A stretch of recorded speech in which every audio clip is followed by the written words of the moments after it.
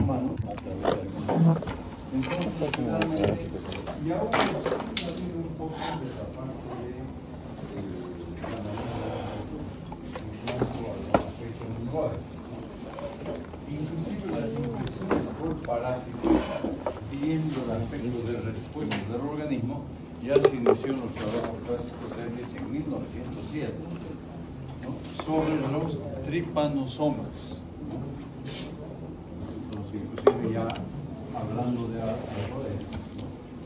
Pero entonces en todo caso fue aunque después ya posteriormente fue la identificación y el descubrimiento de los cromosomas. Luego de Serge, quien inició, digamos, la inmunidad, inclusive ya posteriormente algún autor como Tara Hierro en 1924, inmunología básica, ¿no? Y en forma general, inclusive, hablando de la defensa del organismo frente a los parásitos. Digo, voy a hacer lo más dinámico para poder generalmente nos basamos en que el hombre, el individuo, es un huésped apropiado para ciertos parásitos que presentan la resistencia natural para otros. Y generalmente cuando los parásitos logran ingresar al organismo, es muy fácil, entonces siempre se van a desarrollar mecanismos de defensa como lo hacen contra bacterias, hongos y virus. Ese es el gran grupo que hemos estudiado, o que van estudiando también. Los parásitos son inmunogénicos, es decir, tienen la capacidad de producir, ¿no?, una respuesta del organismo. Y la respuesta del huésped depende de los mecanismos que se puedan desarrollar. En algunos casos también los parásitos van a tener la capacidad de evadir la defensa del huésped. Es decir, van a buscar formas, vamos a hablar en su momento, cuando son inclusive los mecanismos por los cuales va a haber la respuesta. Y es por eso que muchas veces vamos a ver que va a estar localizado en el organismo y va a infectar a células con mucha menor capacidad. La respuesta inmune se basa sobre todo en la participación de todos los sistemas inmunológicos. La inmunidad humoral, la inmunidad celular, la fagocitosis y el complemento. Generalmente la inmunidad, vamos a hablar un poco también de eso, en qué se basa la inmunidad humoral, la inmunidad celular y el fagocito. Todo esto es un mecanismo de defensa que tiene el organismo. Si no, no va a poder. Cuando las defensas bajan o disminuyen o se alteran, lógicamente eso trae como consecuencia ya un compromiso mucho mayor del organismo, ¿no? Entonces, se manifiesta la defensa, modificación del número. Disminuye el número, disminuye la cantidad de estos parásitos, entonces lógicamente hay una mejor respuesta. Cambios morfológicos, daños estructurales, que el sistema inmunológico daña la estructura del parásitos. Alteraciones en el ritmo de crecimiento, disminuir los ritmos de crecimiento. ¿Ya? Después, cambio en la inefectividad, o sea, en la efectividad, perdón, acá es cambio en la infectividad, que sean menos infectantes. Ritmo de crecimiento, alteraciones metabólicos y también que pueda inhibirse la reproducción. Cuando los agentes infecciosos se multiplican o aceleran su reproducción, lógicamente mayor daño, ¿no? La permanencia de los parásitos en los huéspedes, que hemos dicho muchas veces, inclusive en la primera clasificación, lo que son los parásitos que pueden ser permanentes y temporales, depende mucho del proceso de adaptación y se encuentra la evasión a la respuesta inmune, que normalmente el huésped desarrolla con ciertos agentes invasores, ¿no? Muchas veces para evadir la respuesta inmune, vamos a verlo, y esta evasión se consigue de algunas maneras. Invasión de una población de huéspedes con baja respuesta inmune. La resistencia natural de ciertas cepas de experimentalmente se vio, si estas cepas de ratones a Leishmania donovani. La Leishmania donovani es una de las especies que va a producir la leishmaniasis visceral, que es mucho más agresiva para el organismo, ¿no? Se asocia a locus, que es LSH, un gen autonómico del cromosoma de uno del ratón. Experimentalmente se vio y se aplica después dentro de lo que corresponde. La calidad de la respuesta inmune generalmente va a variar un poco y va a ser determinada genéticamente. En su momento, por ejemplo, se habla también, ya se ha visto que en algunos casos el factor genético y el factor inmunológico en un paciente es fundamental para que en la enfermedad de Chagas pueda presentarse en un determinado tiempo lo que son las lesiones cardíacas o digestivas. Estímulo de la respuesta inmune no protectora. Muchos parásitos despiertan una gran respuesta inmunológica, pero cuando los parásitos son de gran tamaño, esa respuesta no es efectiva al ataque. Por ejemplo, en el caso del Ascaris lumbricoides. Mencioné ya un ejemplo en el cual el Ascaris, por ejemplo, como promedio mide entre 15 a 20 centímetros por milímetro. Eso hablamos en algún momento cuando se hablaba de los mecanismos de acción parasitaria. Entonces, esto es un factor que va a influir. El tamaño del parásito va a influir en muchas cosas, ¿no? Luego, variación de la composición antigénica de superficie. Es decir, cuando se habla de la variación en la composición antigénica, se refiere a que la estructura del parásito, por ejemplo, en cuanto a la presencia de proteínas, como ejemplo. Algunos parásitos como el Trypanosoma brucei tienen numerosos genes que codifican los antígenos de superficie periódicamente. Hacen como que se mimeticen, ¿no? Esto explica las ondas de parasitemia del protozoario en el transcurso de la infección. Esto después vamos a comentar algo al respecto cuando veamos la parte correspondiente a ¿ya? Después, recubrimiento de un disfraz inmune. Algunos parásitos como el esquistosoma, por ejemplo, tienen cambio o adquieren moléculas antigénicas del huésped. ¿Qué se refiere? Que toman algunas moléculas propias del huésped, entonces está recubriendo y el organismo no va a reconocer, ¿no? También puede haber una interferencia de la respuesta inmune del huésped. Si hay alguna duda, me dicen en el momento, porque muchas veces la parte inmunológica es un poco más,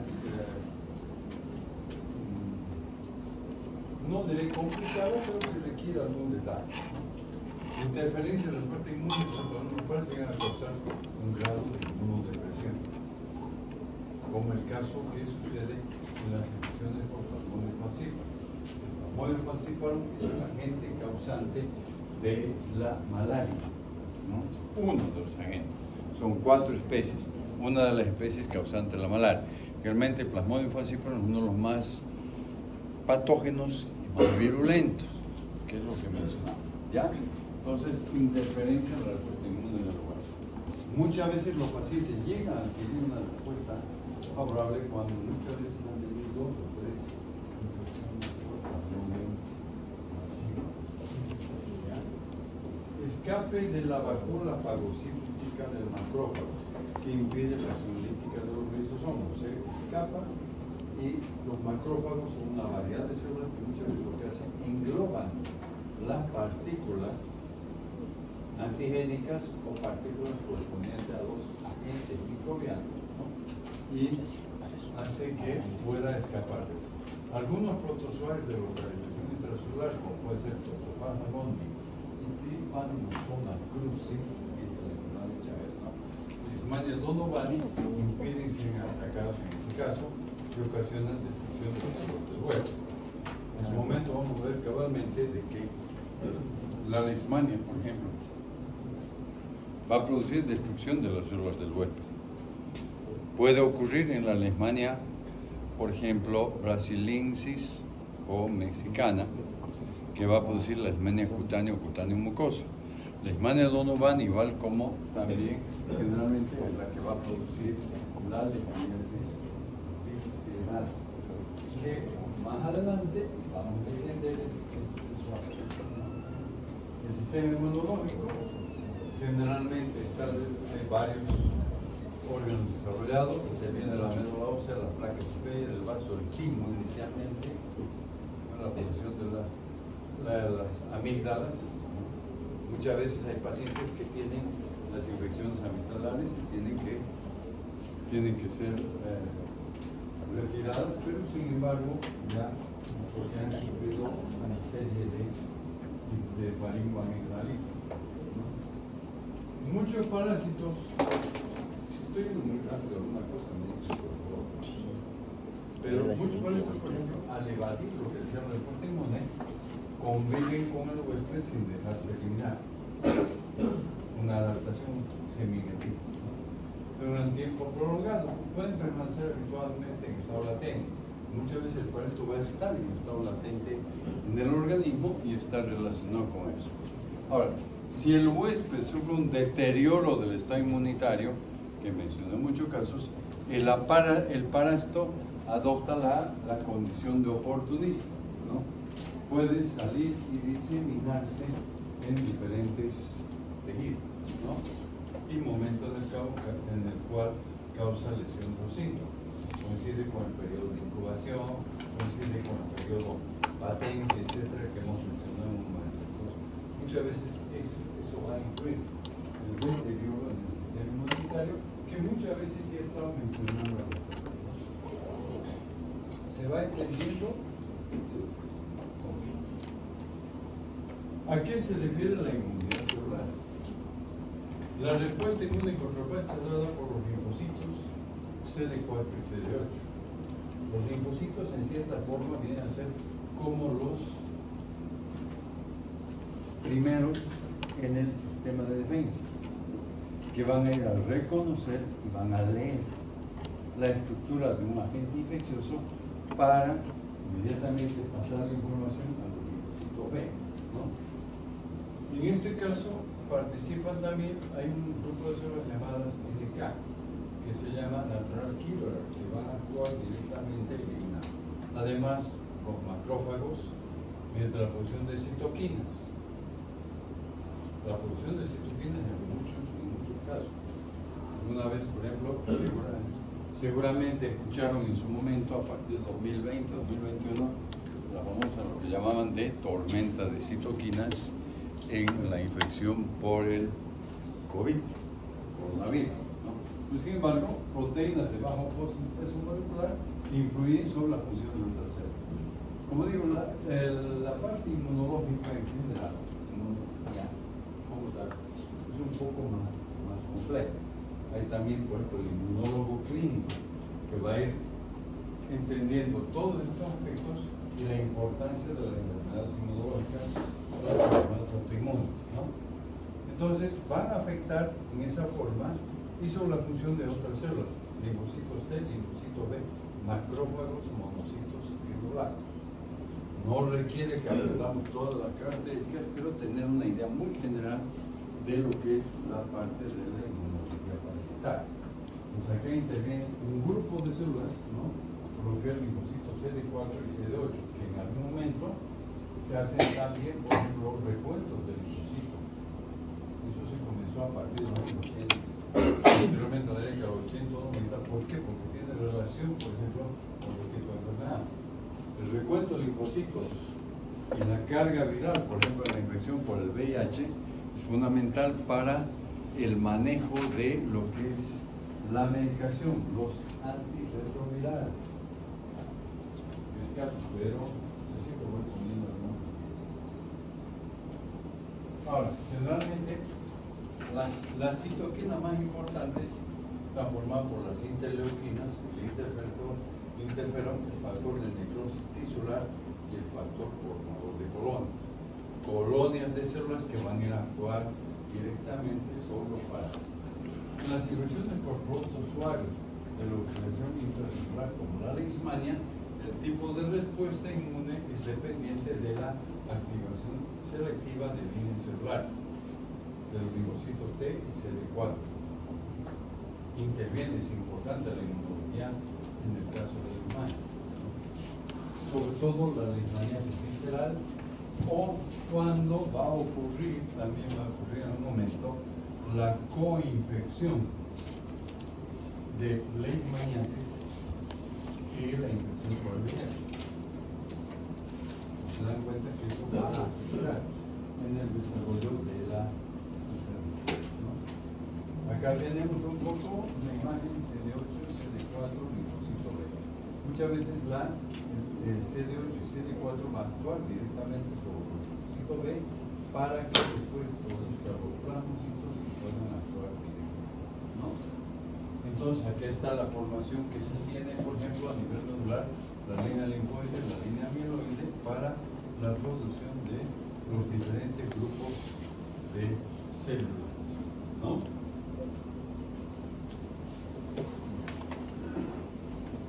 Hemos hablado de inmunidad celular, donde generalmente va a depender mucho de la formación de grupos celulares, CD8, CD4, cualquiera. ¿Qué es la inmunidad humoral? La presencia de anticuerpos circulantes contra determinados componentes antigénicos de los parásitos. Es una muestra del cuerpo humoral. ¿Qué significa esto? Frente a la presencia de parásitos en el organismo, va a ocurrir lo mismo con los agentes. Inmediatamente, ¿no?, van a actuar los dos tipos de inmunidad. Y la inmunidad humoral va a determinar la producción de anticuerpos circulantes que van a actuar contra determinados componentes antigénicos de los parásitos. Muchas veces, pues, la detección de los anticuerpos circulantes específicos o inespecíficos es importante en el diagnóstico de una enfermedad parasitaria, donde voy a buscar ese tipo de anticuerpos: enfermedad de Chagas, enfermedad de toxoplasmosis, enfermedad de leishmaniasis, etc. Y la producción de estos anticuerpos depende de la historia natural de la infección, especialmente el grado de invasión a los tejidos.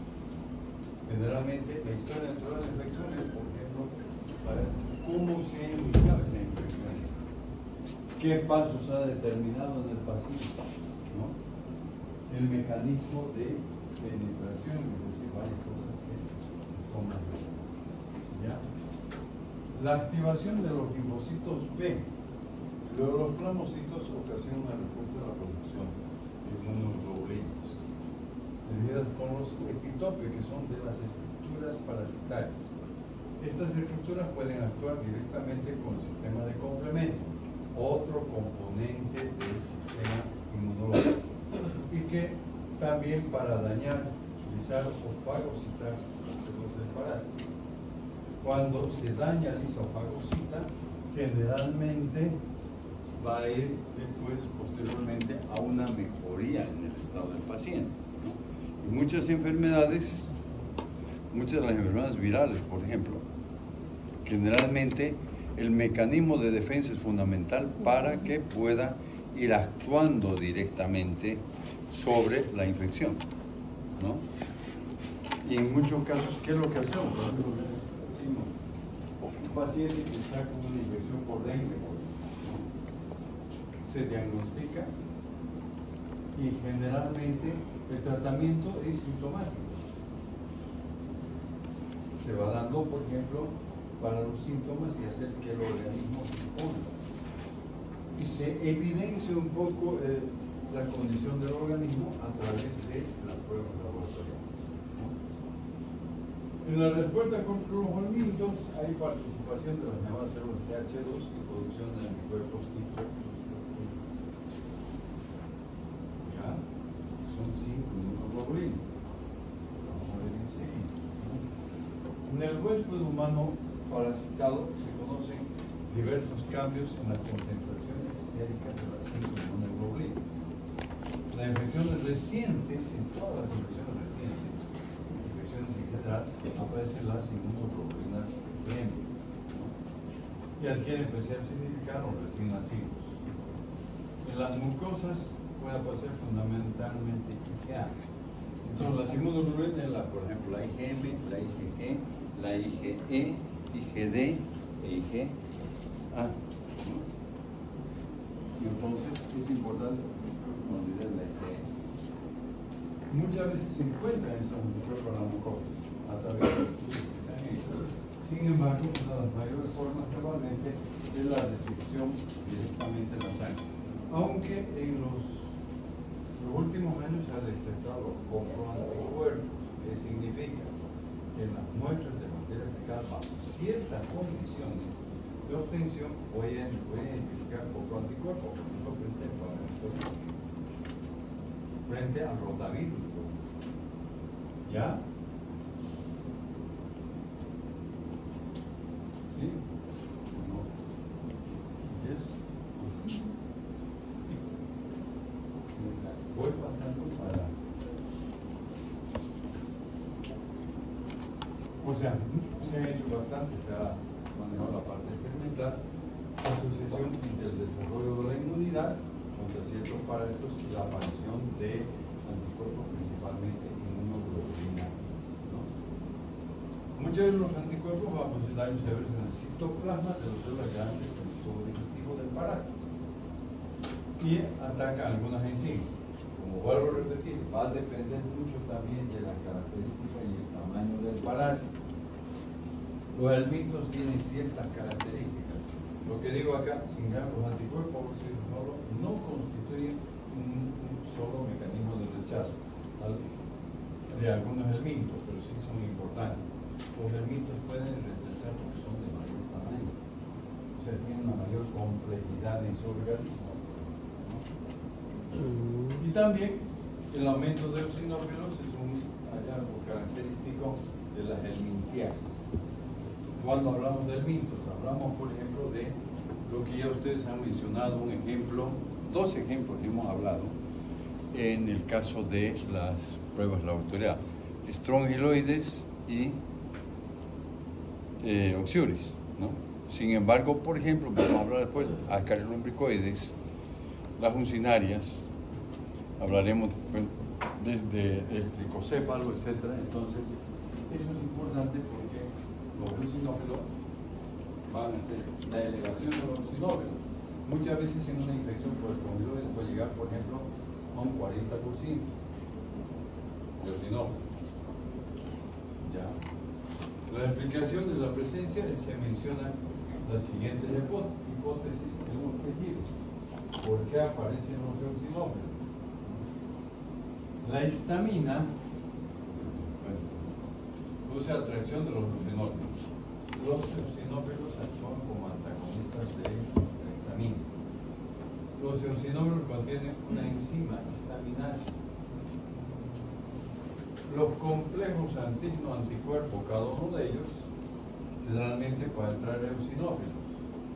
Una linfocina puede estimular la producción de eosinófilos. Entonces hay varias causas que van a permitir, por ejemplo, en cierta forma, el estímulo o la atracción o el aumento de la producción. ¿Dónde encontramos los eosinófilos? ¿Dónde lo podemos identificar? Muchas veces en un examen de sangre, un hemograma, vamos a poder, por ejemplo, identificar dentro de la fórmula leucocitaria que se llama monocitos, granulocitos, eosinófilos, etc. Y ahí justamente se ve muchas veces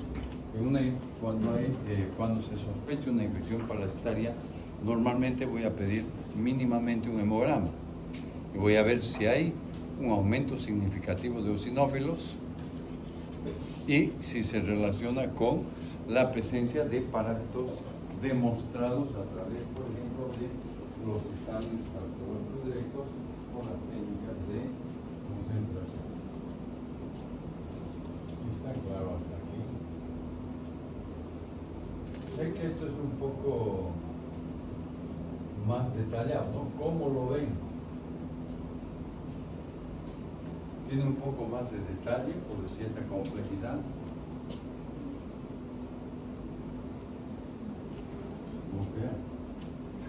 No mucho, pero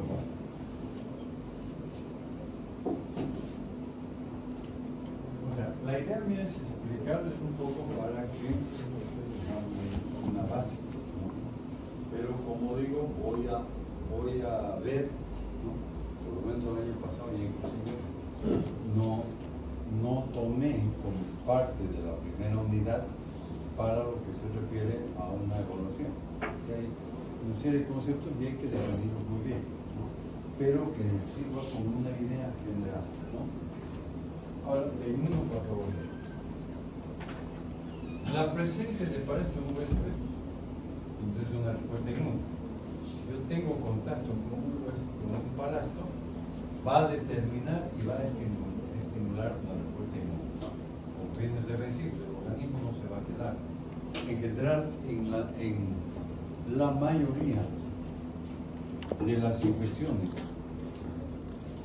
de diversa naturaleza, el sistema inmunológico va a actuar. Y muchas veces puede actuar. ¿Qué es lo que ha pasado, por ejemplo, en algunos casos en los pacientes que se han infectado a partir del año 2020, 2021, etcétera, sin vacuna con COVID? No, o sea, ha habido una gran cantidad de pacientes que se han enfermado, han fallecido, ha habido una gran cantidad de pacientes que han entrado a las terapias, efectivamente, pero también ha habido un grupo de pacientes asintomáticos. La situación ha cambiado posteriormente, ¿no? Cuando ya se comenzaron a administrar las vacunas, que al principio inclusive había las dudas porque se lanzó muy rápidamente, pero con los equipos actualmente que hay, inclusive con todo lo que es, por ejemplo, la parte del PCR, es mucho más fácil medir la respuesta y ver si eso ha determinado, por ejemplo, que después todos nosotros nos vacunemos, o alguien no se vacunó para el COVID.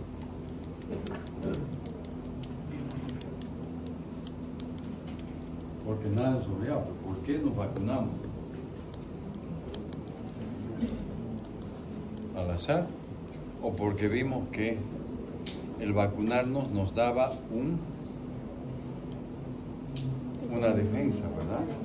Y que si adquiríamos la enfermedad podría ser mucho más atenuada o más leve. Han habido pacientes que vacunados que han entrado muchas veces también una terapia. ¿Por qué?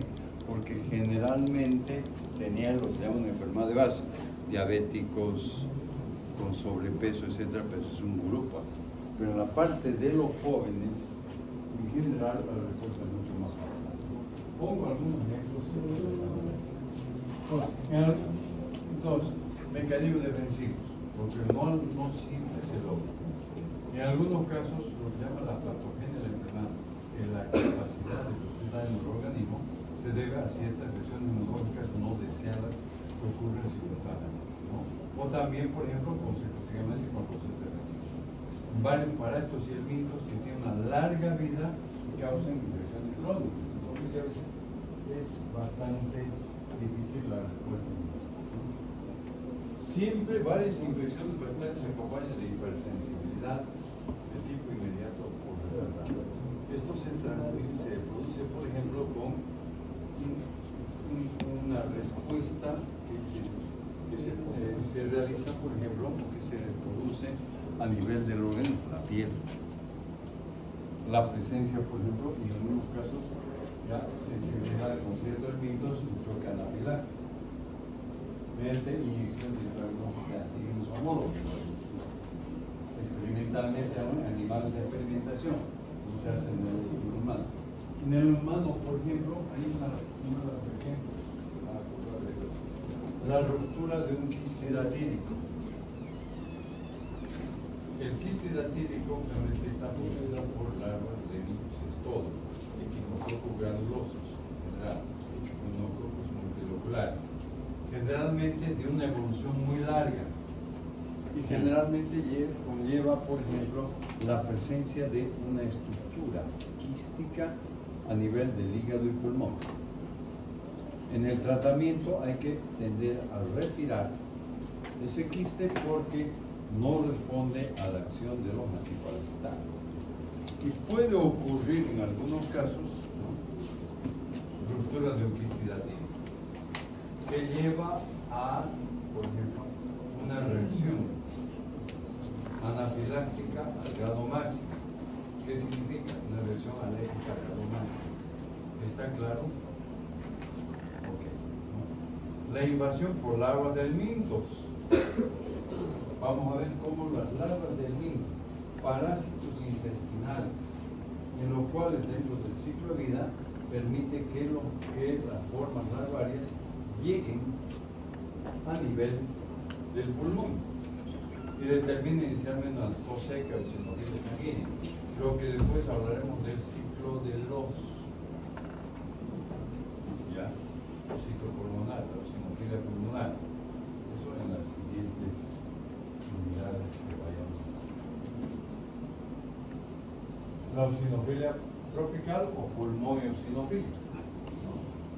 Un proceso inflamatorio también puede observarse un proceso inflamatorio por paso de larvas a través de los pulmones, conocido como el síndrome de Leber. Presencia masiva de larvas, por ejemplo, de tomeloides florales a nivel de los pulmones, determina lo que llaman síndrome de Leber, que es realmente un compromiso de tipo pulmonar. Hay otros, el síndrome de migración larvaria visceral. Se encuentran lesiones que llaman granulomatosas. Un granuloma es la formación de una gran cantidad de eosinófilos, ¿no? Y va formando una estructura justamente a nivel de los órganos, los granulomas, que muchas veces los llamamos granulomas de cuerpo extraño. Esto es el síndrome de migración larvaria visceral, por ejemplo. En su momento hablaremos de la toxocariasis. Y produce una eosinofilia. Generalmente es para poder entender por qué se va formando el granuloma. ¿Ya? Hasta aquí alguna.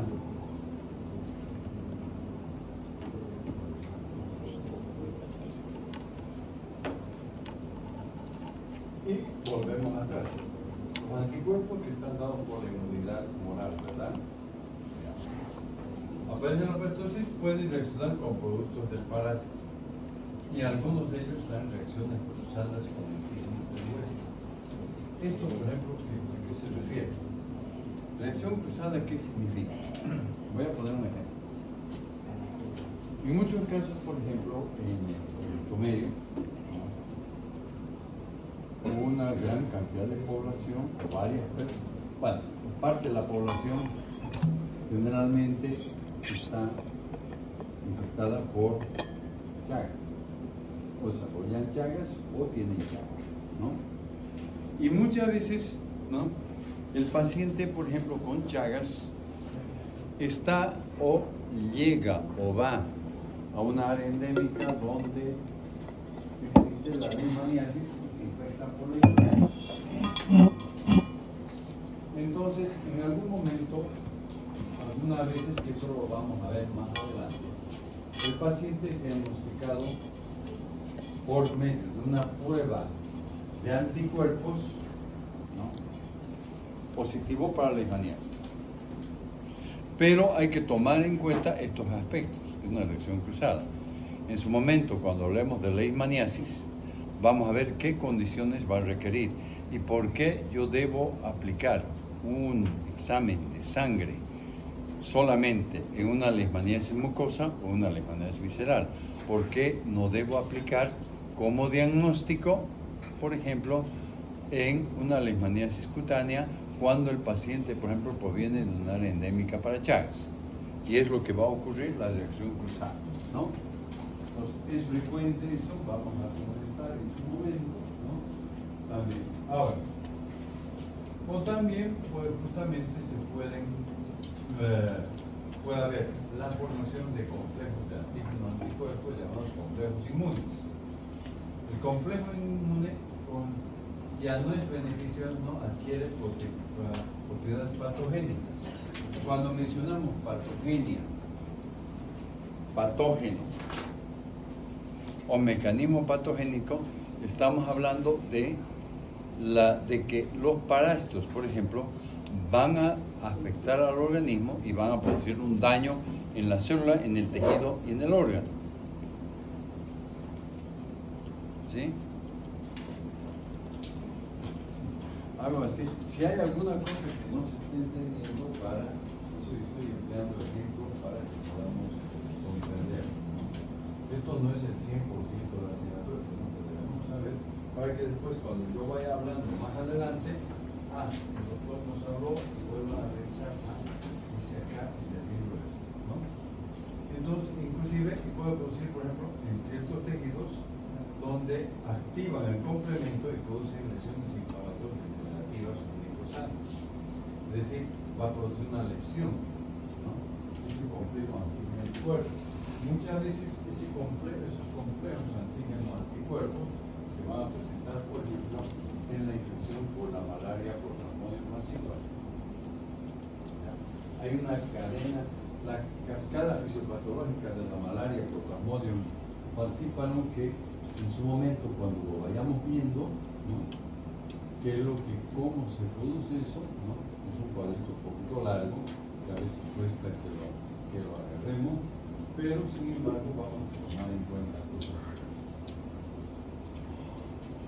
Otro tipo de enfermedad relacionada con el estado inmunológico es la agudización de ciertas infecciones latínicas.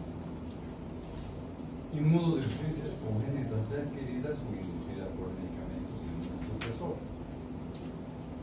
Los medicamentos inmunosupresores que pueden ser, por ejemplo, cuando se administran en los pacientes que, por ejemplo, tienen de fondo una enfermedad de base, un mieloma, que tienen generalmente también una leucemia.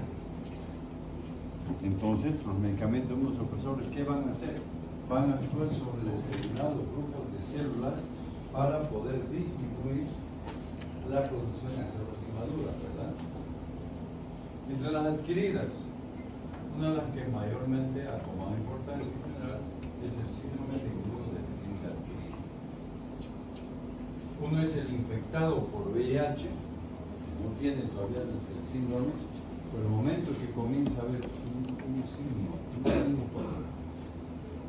y hablamos del síndrome de inmunodeficiencia adquirida, que adquirió características diferentes a partir de los años 80, 85, 90. Actualmente no es que se ha superado porque siguen habiendo pacientes, pero las alternativas en cuanto a la utilización de los medicamentos específicos antirretrovirales han mejorado la situación. Ya ha mejorado la expectativa de vida, ¿no? Importante también. Eso inclusive muchas veces cuando se hacen diferentes tipos de estudios, ¿no? Muy bien. El reciente uso de medicamentos inmunosupresores y antineoplásicos ha influido que muchos pacientes oportunistas se presenten con mayor frecuencia y gravedad. Tratamiento de enfermedades autoinmunes y en pacientes con trasplante de órganos. El paciente trasplantado generalmente va a recibir, digamos, lo que es inmunosupresor, ¿verdad? Para que no haya ningún tipo de reacción al órgano recibido, es que haya una histocompatibilidad. Ejemplos de pacientes oportunistas: Toxoplasma gondii, Cryptosporidium, Trichomonas cercoralis. Ya hemos hablado de Trichomonas cercoralis, inclusive en el video que pasamos en la tarde, ¿no? Ya se hablaba de la importancia de la infección por estrongiloides. ¿Ya? ¿Verdad? El Cryptosporidium mencioné en una de las primeras diapositivas hablando de pacientes oportunistas. Toxoplasma gondii. En un paciente con inmunocompetente, generalmente la respuesta va a ser mucho más favorable. Incluso muchas veces varones o mujeres que se infectan por Toxoplasma gondii, generalmente la respuesta es más favorable cuando la inmunidad está, pero ya cuando baja. Por ejemplo, el paciente con VIH o el paciente que tiene ya el SIDA generalmente va a tener una toxoplasmosis cerebral con mayor riesgo de vida. ¿Ya? Pacientes, o también la terapia corticosteroidea, que se administra a pacientes también con cuadros de tipo de infección, por ejemplo, tipo artritis, artrosis. Diagnóstico en parasitología, habla un poco, ¿no? Identificación para intestinales, la función del microscopista, diagnóstico para parasitismo intestinal, descubrir la presencia de las heces, no hay ningún problema, ¿no? De diminutos, quistes, protozoarios, como de huevos, etc. Pero se hace en el examen patológico directo o la activación de linfocitos B.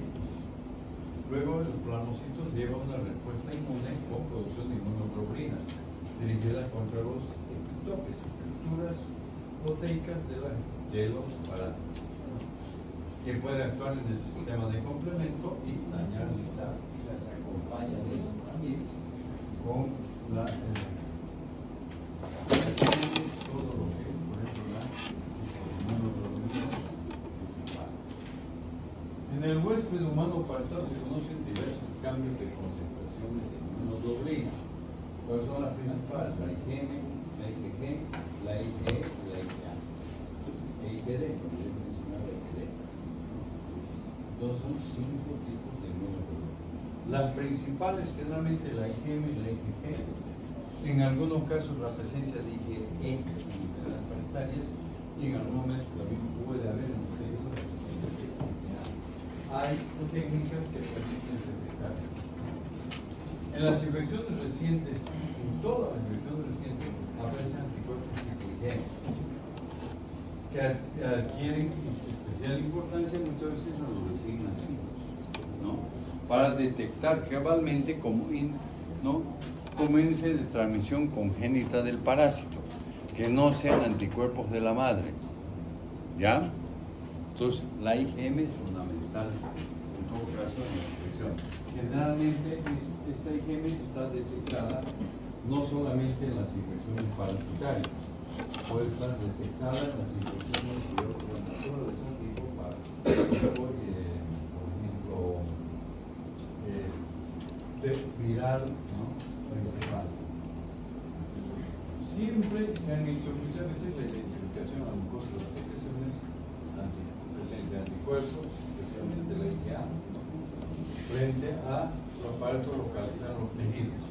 Los coproanticuerpos que mencioné, en algún momento que voy a mencionar sobre todo en lo que es la lidiasis. Otro ejemplo, el aumento de eosinófilos, que ya hemos mencionado, hallazgo característico de la lidiasis. Eso me permite, porque hablo del aumento de eosinófilos, porque eso se va a detectar muchas veces cuando se esté frente a un paciente sospechoso de una parasitosis. En un programa, y vamos a valorar eso, ¿no?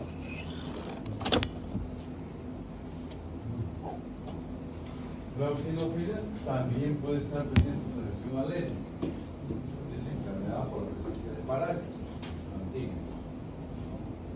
O muchas veces en los tejidos donde mueren las larvas de parásitos y estas desintegran, forman los granulomas eosinofílicos, estructuras tipo, si el granuloma es una estructura formada por la destrucción de las larvas y la presencia de eosinófilos.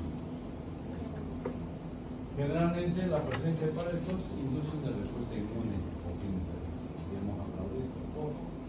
Invasión de larvas del minto es un síndrome caracterizado por infiltración pulmonar, porque después mencioné que se trataba de un síndrome de Leber, que presenta un cuadro muy particular.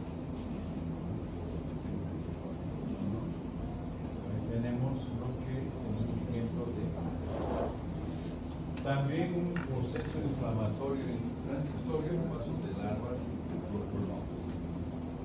Ya mencionado.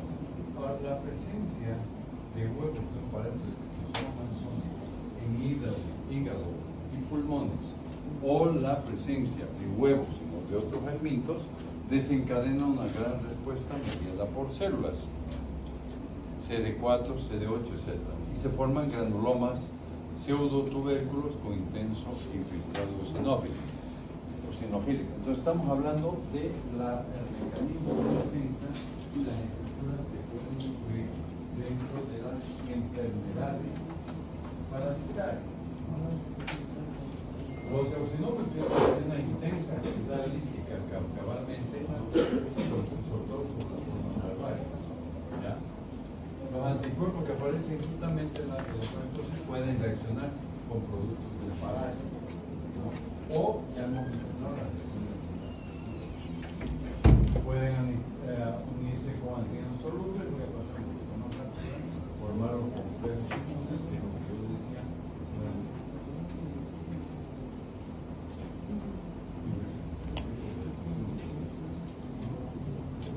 El desarrollo de metadensitas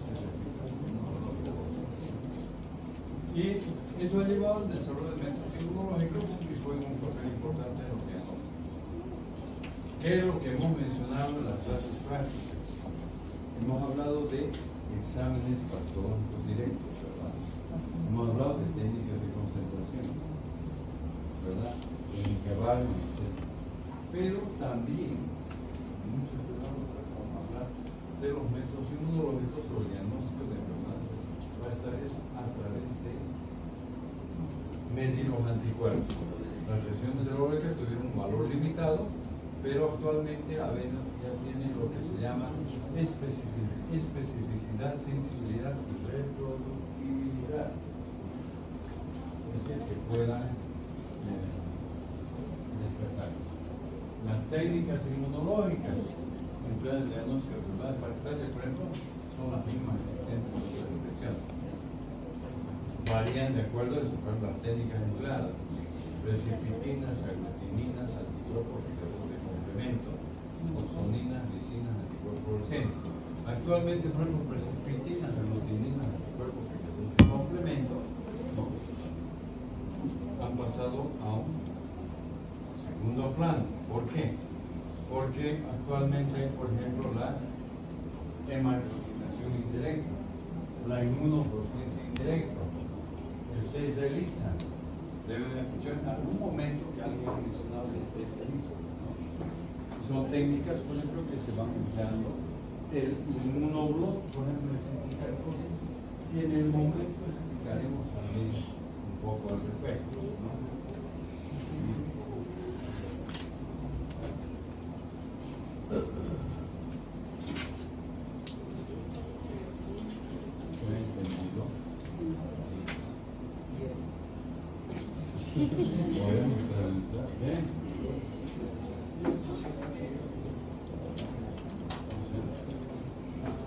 No, porque por ejemplo hay bastante, ¿no? Hay inclusive yo he tomado mucho en cuenta, digamos, la parte de la información de Botero, ¿no? Porque hay hay inmunología viral, inmunología bacteriana, ¿no? Pero es una visión para hablar, por ejemplo, ver de anticuerpos, ver de coproanticuerpos, ver de inmunoglobulinas, ver de CD8, CD4, etcétera, lo más importante. La inmunopatología, para ver los mecanismos de si el organismo se atiende o no frente a las infecciones de tipo parasitario, ¿no?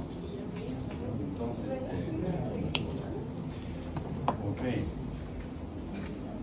Analizaré después si no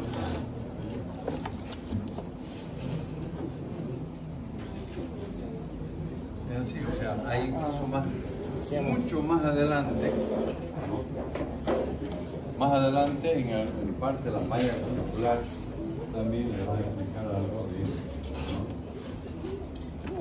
¿no? De la parte especial de ¿alguna pregunta, alguna duda? Otra cosa, ¿no? Generalmente por el grupo es el grupo 4 la mente, digamos, coincidió en que podamos repasar un poquito en la tarde como referencia a lo que viene para la próxima semana. No es nada complicado, nada complejo, por toda la parte para lo bien.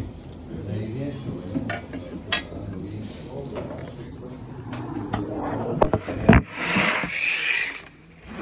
Bueno, no voy a avanzar más.